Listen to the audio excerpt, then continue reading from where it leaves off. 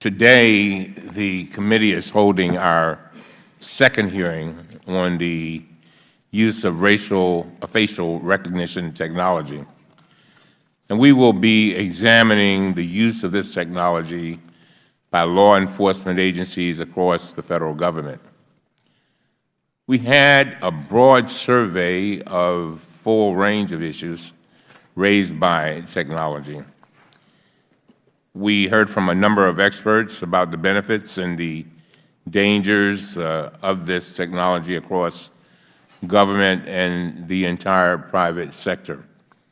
Stark conclusion after our last hearing was that this technology is evolving extremely rapidly without any really safeguards. Whether we're talking about the commercial use or government use, there are real concerns about the risks that this technology poses to our civil rights and liberties and our right to privacy. The other conclusion from our last hearing was that these concerns are indeed bipartisan. As we saw at our last hearing, among conservatives and liberals, Republicans and Democrats, this is a wide-range agreement that we should be conducting oversight of this issue to develop common-sense, concrete proposals in this area. And I truly appreciate the ranking member's commitment to working together on this issue, again, in a bipartisan way. Today, we will focus on the use of facial recognition technology by our government. Our committee has broad jurisdiction over all government agencies, so we are uniquely situated to review how different agencies are using this technology on the American people. For example, today we will hear from the Federal Bureau of Investigation.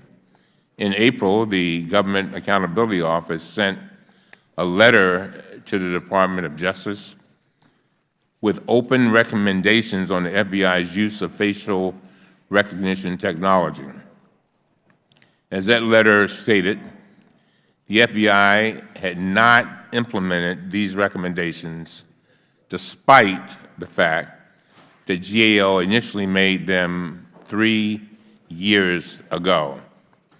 We also hear from GAO, not only on the importance of these recommendations, which focus on transparency and accuracy, but also on the dangers associated with failing to implement them.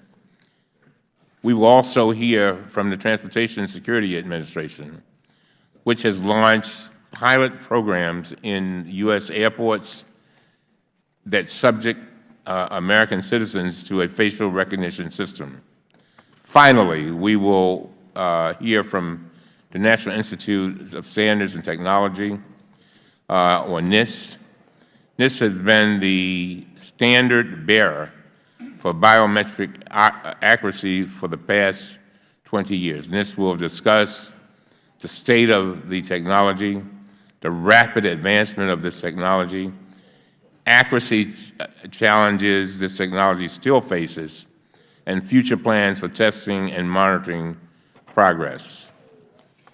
Hearing from all of these relevant actors and building this record of information is important as we begin to stress the use of facial recognition technology by both government and private actors and potentially develop legislative solutions.